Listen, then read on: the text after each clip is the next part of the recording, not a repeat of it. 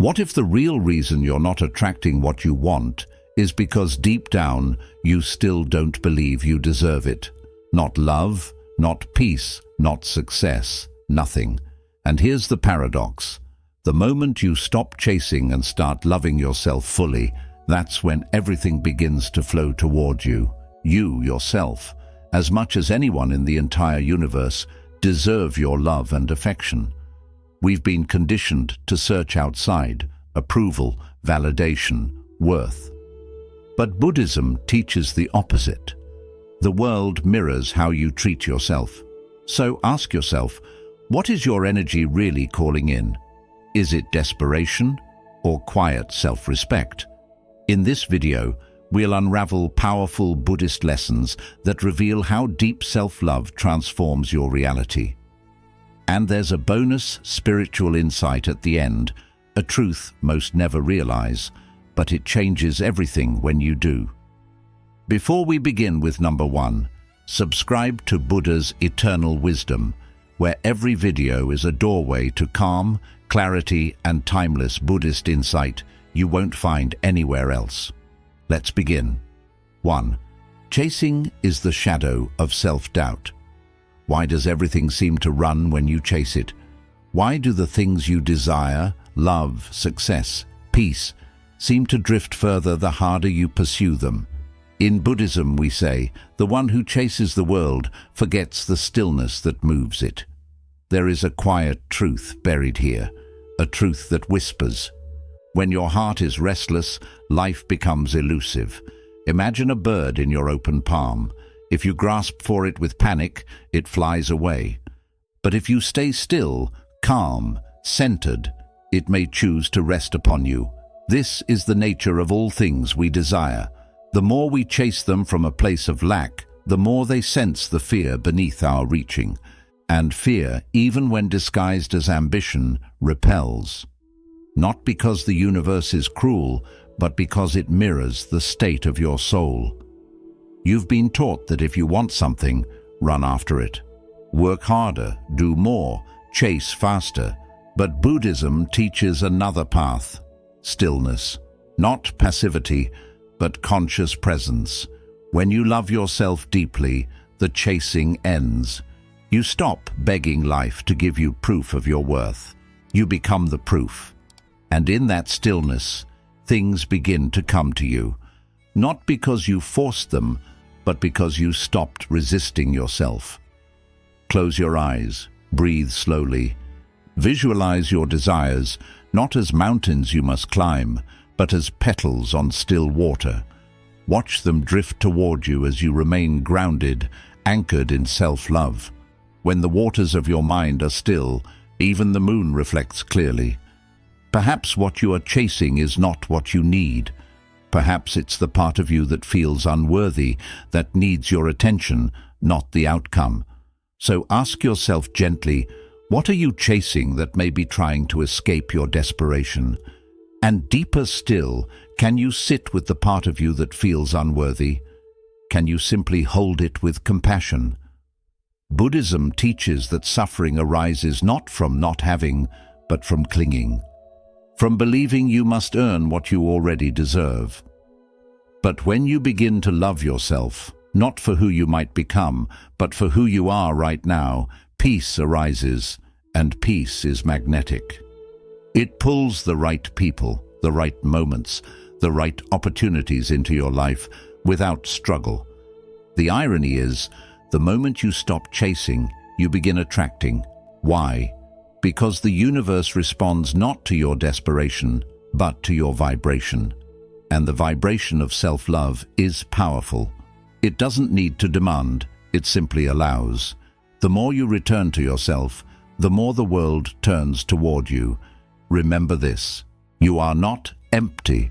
You are the space everything is trying to enter. When you love yourself enough, the world no longer needs to fill your void. It begins to meet your fullness. We'd love to hear your thoughts. If you're not sure what to say, just type, "My self-worth attracts more."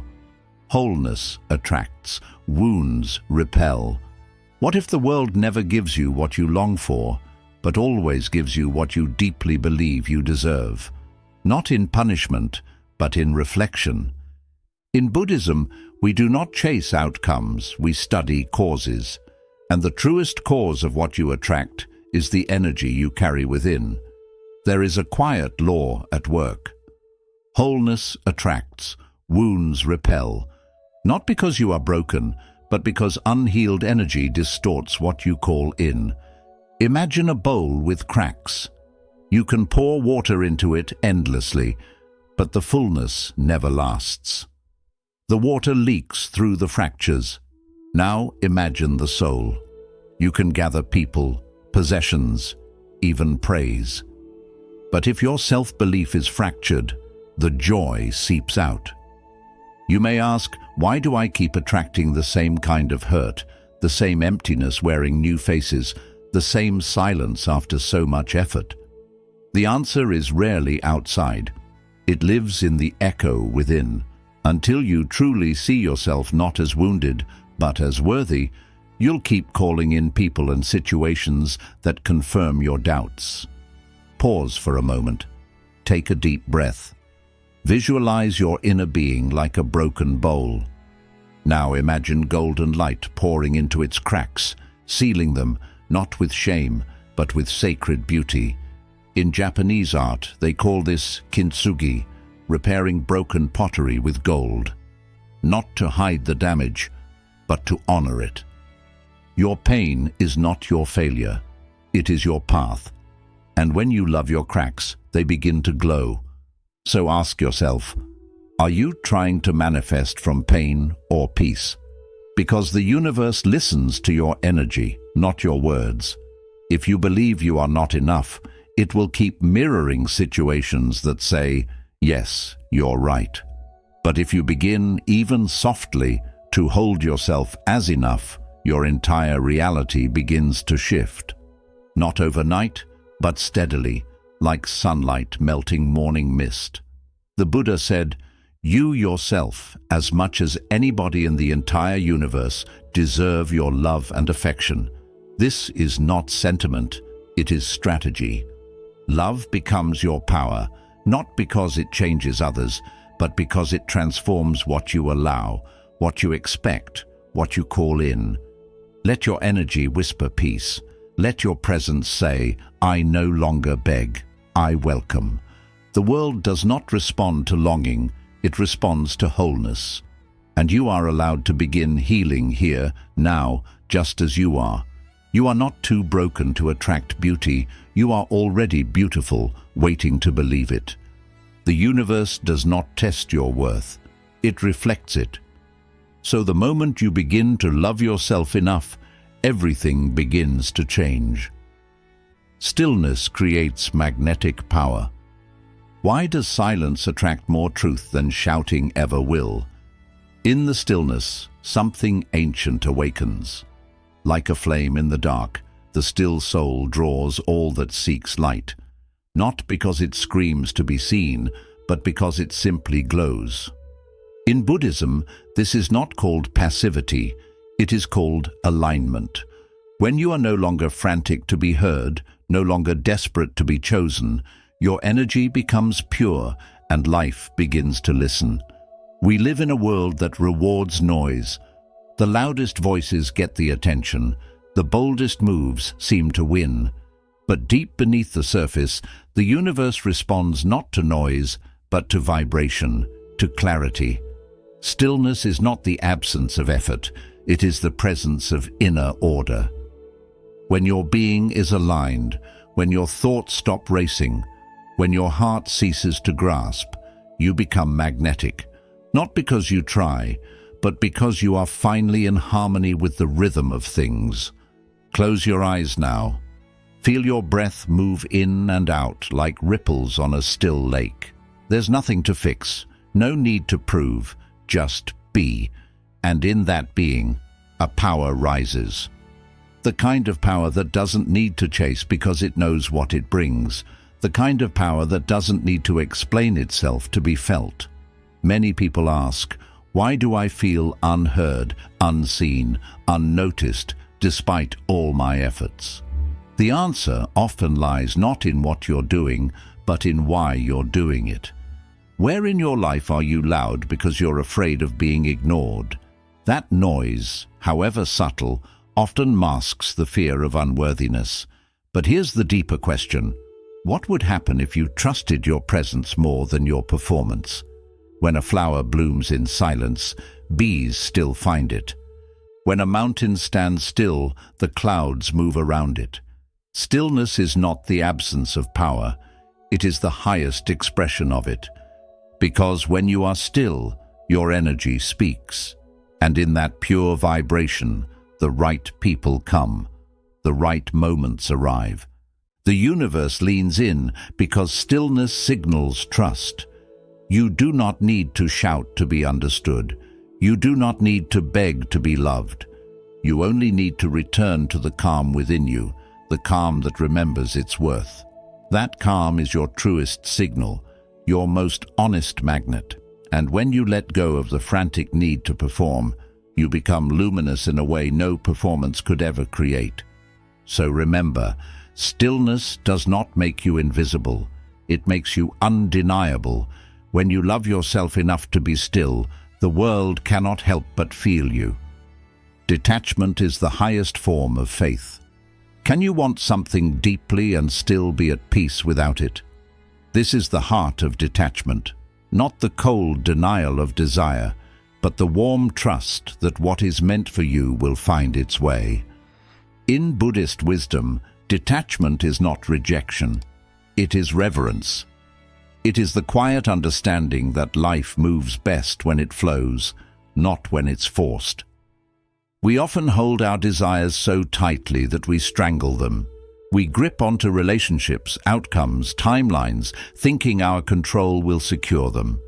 But the tighter you hold, the more life resists. A tight grip suffocates, not because the dream is wrong, but because fear has replaced trust. And where fear leads, peace cannot follow. Close your eyes. Imagine your desire as a butterfly resting on your palm. You're tempted to close your fingers, to trap it, to keep it near. But you don't. You breathe. You stay open. And if it flies away, you allow it. Not because you don't care, but because you trust. You trust that what is meant for you cannot be kept away by time or people or even distance. You trust the deeper current beneath life's surface. Detachment is the highest form of faith. It says, I have planted the seed. Now I will not dig it up every day to check if it's growing. It's the wisdom to know when to act and when to surrender. Because surrender is not giving up, it's giving space. Ask yourself gently, what are you holding so tightly it can't breathe? Perhaps it's a person, a plan, or the image of who you think you must become. Can you release the need to control the outcome? Can you love without clinging? Can you strive without suffering? The Buddha taught, you only lose what you cling to. It's not the letting go that causes pain, it's the resistance. And when you begin to soften your grip, something beautiful happens. Peace enters, energy clears, life can move freely again. This doesn't mean you stop caring. It means you care enough to let things grow on their own. It means your faith is stronger than your fear. And that's when the universe responds, not to your grasping, but to your grace. You are allowed to want beautiful things, but love yourself enough to not make your happiness depend on them. Let your joy be rooted in presence, not possession. In this way you become unshakable, calm in your desire, yet free in your spirit. So remember, let go, not because you're indifferent, but because you trust. What is meant for you will never feel forced. And when you love yourself enough to release the need for control, life begins to unfold in ways even your best plans couldn't imagine. We'd love to hear your thoughts. If you're not sure what to say, just type, "My self-worth attracts more." Self-compassion turns chaos into clarity. What if healing isn't about fixing yourself, but about finally holding your pain without judgment? In a world obsessed with self-improvement, Buddhism offers a softer truth. You don't have to be perfect to be at peace. You only need to stop abandoning yourself every time you're hurting. Peace, it is said, is not born from the absence of pain, but from the presence of love in pain. We often treat our wounds like enemies, scrambling to hide them, silence them, erase them. But what if your deepest chaos is only asking for compassion, not solutions, just space to breathe? When you respond to your flaws with kindness instead of shame, something begins to shift. You soften, you become safe to yourself, and that safety becomes a quiet light the world responds to. Place your hand on your heart for a moment, feel its warmth, repeat inwardly, "Even this deserves my love." Even the regret, even the fear, even the part of you you wish would disappear, all of it held in the embrace of your own presence. This is not weakness, it is spiritual strength. Because self-compassion is not passive, it's how you reclaim power from inner violence. Many carry an invisible war within, a voice that criticizes, shames, and belittles, and we wonder why peace feels so far away.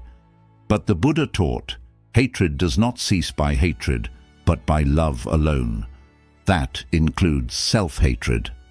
So ask yourself now, with honesty, where are you still bullying your inner child?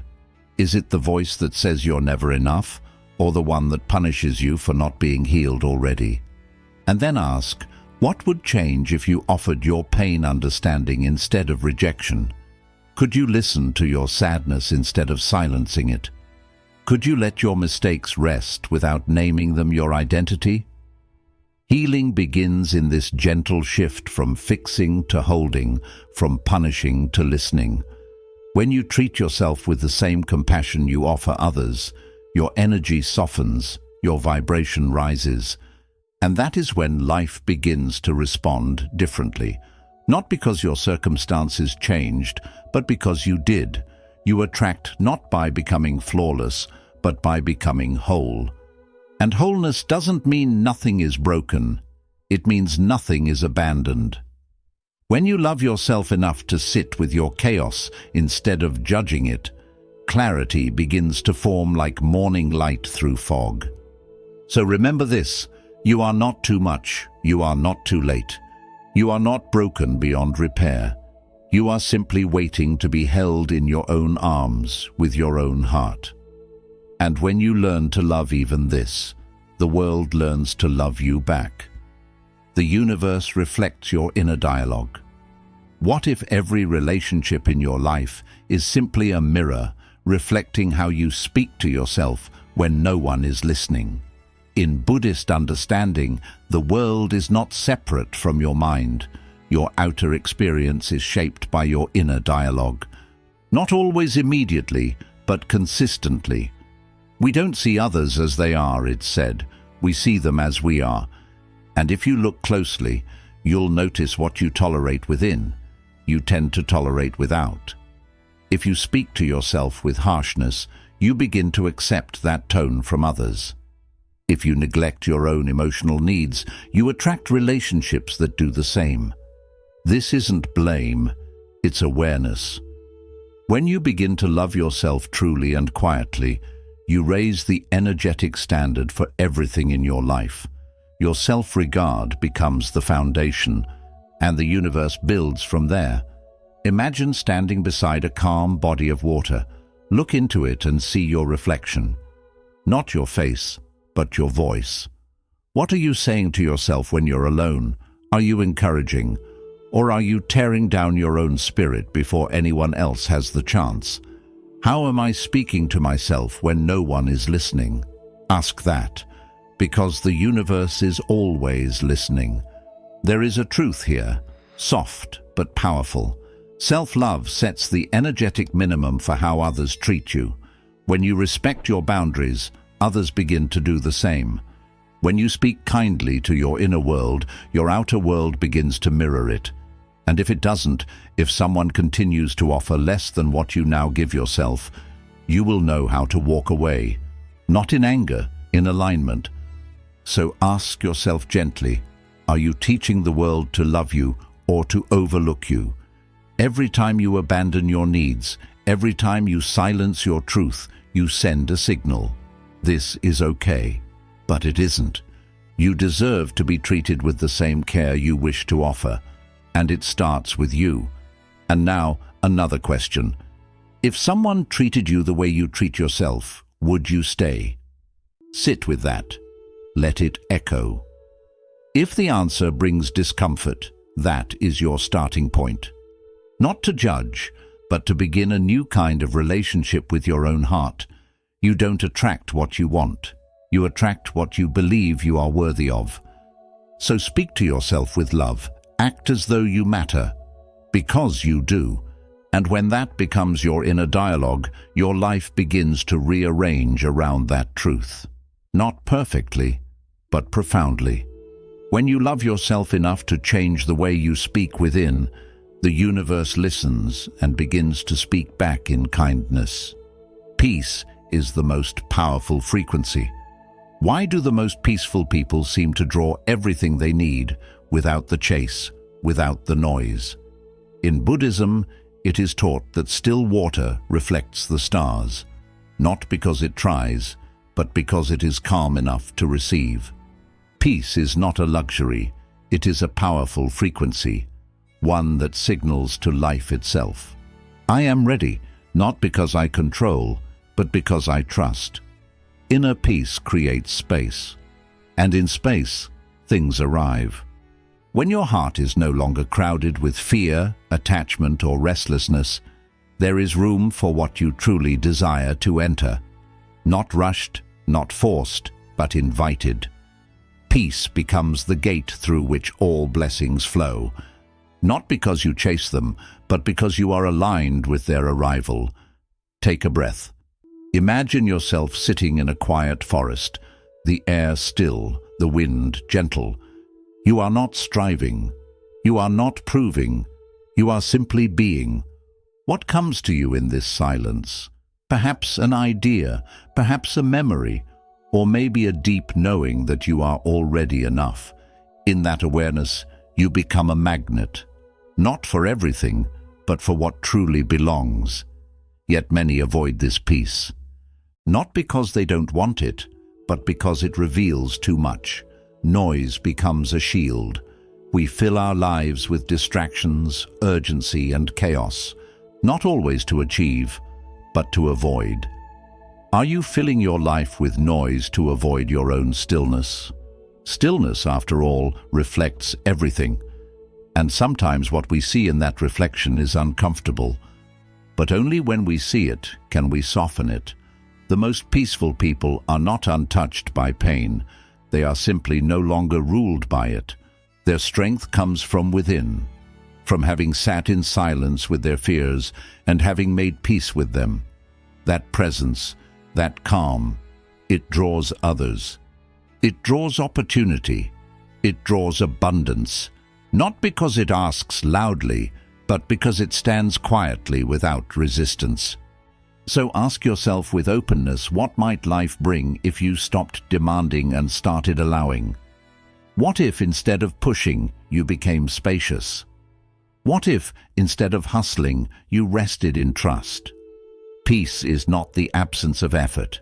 It is the absence of struggle. It is the choice to let life come to you while you remain deeply rooted in your own being. You do not need to exhaust yourself to be worthy. You do not need to force what is meant for you. Love yourself enough to create peace within, and the world will begin to reflect it without. When your frequency is calm, your life begins to harmonize, not immediately, but inevitably. So remember, the still soul draws all that seeks light. In your calm, you become radiant. In your peace, you become powerful.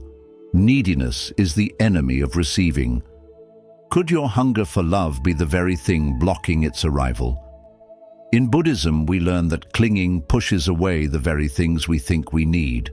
Not because desire is wrong, but because desperation distorts our energy. What you cling to, you push away. Not with your hands, but with your fear, your self-abandonment, your belief that you are incomplete without it. The moment you believe you need something to be whole, you've already forgotten that you are. That forgetting creates a wall, and no matter how loudly you ask, the universe hears your lack more than your words. Neediness is not the same as longing. Longing can be soft, patient, open. Neediness is sharp. It says, if I don't have this, I am not enough. And that belief becomes a barrier, not a bridge. Close your eyes. Imagine a thick rope you've been gripping tightly. Perhaps a person, a goal, a version of yourself. Your hands are tired. Your heart is heavy. Now imagine letting go, not out of defeat, but out of trust. Feel the relief in your hands. Feel the space opening in your chest. That's what surrender feels like. Not giving up, but finally letting life breathe. We often confuse need with love, but true love does not beg. It does not plead. It invites. It welcomes, but never clings. So ask yourself, where does need disguise itself as desire in your life? Is it in the way you chase validation, the way you fear being alone, the way you shape yourself to be chosen? Ask deeper. Can you trust that what's meant for you won't require begging, that what truly belongs to you will never ask you to shrink to receive it? When you begin to believe that you are already whole, your energy shifts. You go from searching to radiating, and in that radiance, life begins to respond. Self-love dissolves need. It says, even if nothing arrives, I am still enough. And ironically, it is from that space, the space of sufficiency, that everything begins to flow. Not because you stopped caring, but because you stopped clinging. You made space. You aligned. Need is heavy. It repels. But presence is light. It attracts. When you remember your own completeness, your desires stop screaming. They become gentle whispers. And gentle whispers are heard more clearly by the universe. So breathe. Let go of the rope. Trust your wholeness. When you love yourself enough to no longer beg, you finally begin to receive. And in that quiet, dignified energy, everything you once chased begins to find its way to you, not as a test, but as a reflection. Become what you want to receive. Are you asking for something you're not yet giving to yourself? This is the quiet question that shifts everything. In the teachings of Buddhism, the outer world is never separate. It is a mirror, reflecting the truth of our being. We attract not what we want, but what we are. And so, if we wish to change what comes to us, we must first change what comes from us. If you want loyalty, ask yourself, am I loyal to my own needs, my boundaries, my truth? If you want peace, ask, do I feed my mind peace, or do I let it feast on anxiety and comparison? If you want abundance, ask, do I speak of lack? Do I live in fear of not enough? So often we call for light while clinging to the shadows we refuse to release. We pray for love while abandoning ourselves in silence. Imagine your future self, not someday far off, but the version of you who already lives in peace, love, and joy. Picture them, breathe with them. What do they think? What do they feel? What do they choose each day that you are still resisting? That version is not out of reach. It is already within you, waiting for you to rise to meet it. You say you want clarity, but still surround yourself with noise. You say you want to be seen, but hide your true self behind masks. You say you want deep love, but speak harshly to your own heart. In what ways are you betraying the very thing you say you want? Sit gently with that, not to judge, but to awaken.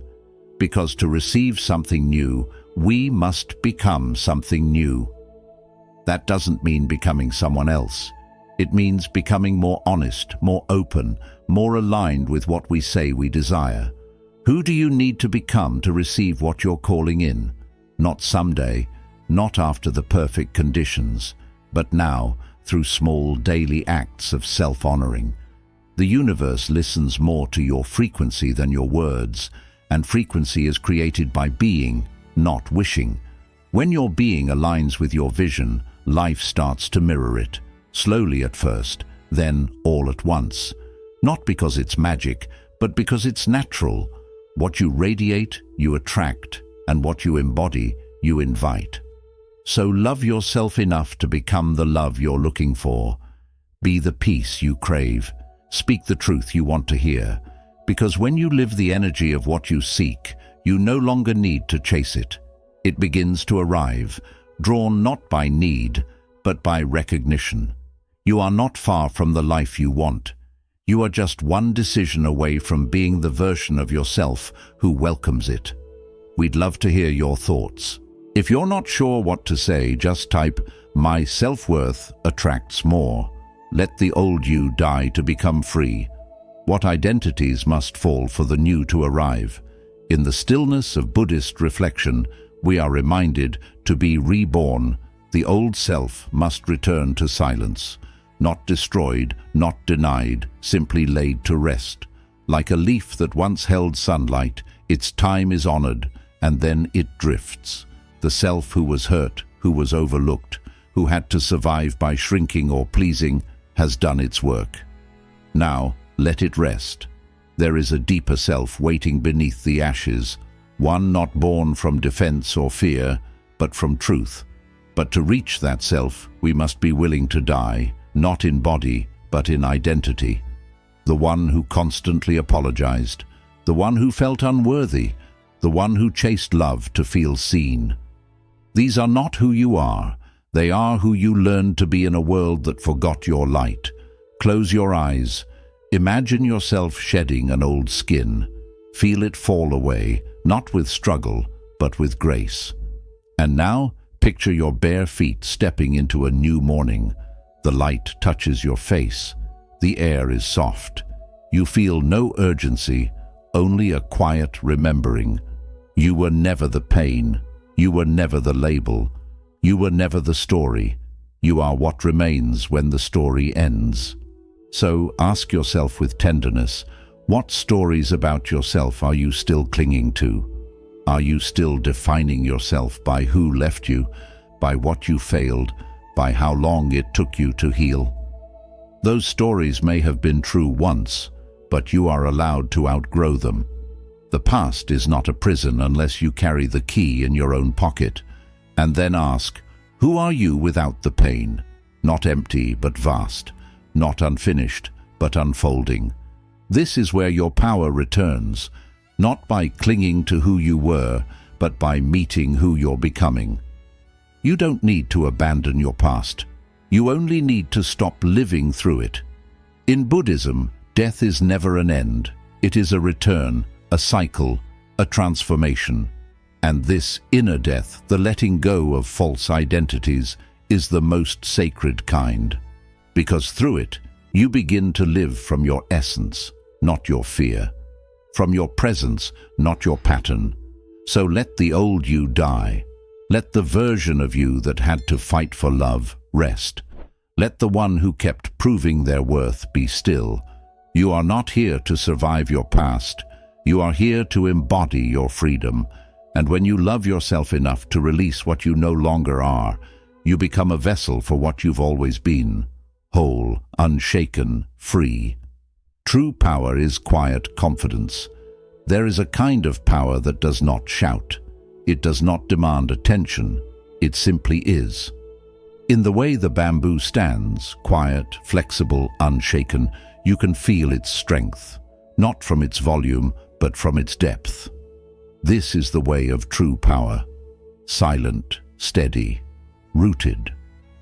In a world addicted to noise, self-love becomes an act of rebellion when it is silent. When it no longer needs to prove anything because it already knows its worth. You don't need to announce your value when you're anchored in it. You don't need to chase love when you are love.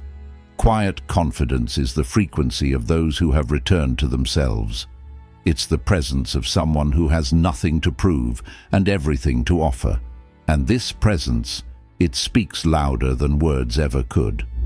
So many people spend their lives performing worth, trying to earn it, trying to convince others to see it. But when you love yourself deeply, you stop performing and start embodying. You don't move through life looking for applause. You become the silence that commands the room, not with ego, but with essence. Close your eyes. Visualize yourself as a tree, tall, grounded, alive. Feel the wind brush against you. It bends you, but it does not break you. That is what inner strength feels like. Not rigidity, but rootedness. Not dominance, but dignity. Your presence becomes your proof. Your stillness becomes your magnetism. So I ask you now, where in your life are you still performing your worth? In your relationships, in your work, on social media? And what would happen if you stopped? If you simply allowed yourself to be enough as you are in this breath, without the performance? And here's the deeper question. Can you let your energy speak louder than your words? Can you trust that how you carry yourself matters more than what you say? Because people may forget your voice, but they will never forget how they felt in your presence. Buddhist wisdom reminds us the strongest people are often the quietest, not because they are weak, but because they are complete. Their self-respect whispers where ego used to scream. Their compassion replaces control. Their silence becomes sacred. So breathe into your stillness. Stand in your quiet confidence. Let the world feel your worth without you ever needing to explain it. And remember this: releasing desperation creates space for blessings to come in. Become what you wish to receive. Your energy should align with your desires. If you want love, be love. If you seek abundance, live with that energy. You don't attract what you want, you attract what you already are inside. Let go of your old self to find true freedom. Your past roles, pain, and stories need to be released for real change to happen. The version of you that helped you survive isn't the one that leads your spiritual awakening. Freedom comes through letting go, not adding more. True strength is quiet. Real confidence doesn't shout. When you know your worth, you stop needing approval from outside. Silent confidence grows from inner balance, not from outer display. Love yourself the way the universe loves you. You are already enough, even with your imperfections. Self-love isn't something you have to earn, it's something you remember. The universe constantly reflects how sacred you already are. When you begin to love yourself fully, not just the bright parts, but also the ones you've hidden or judged, something powerful starts to shift. You stop chasing love, approval, or peace, because you become the source of all of it. The outside world no longer feels like a place to prove yourself. Instead, it becomes a mirror of your inner peace. This isn't self-centeredness, it's self-remembrance. It's the spiritual practice of returning to your true nature, untouched by fear, free from your past, and not reliant on outside approval. And from this inner knowing, you begin to attract, gently, without force, through quiet resonance. When the mind is clear, joy follows like a shadow that never leaves.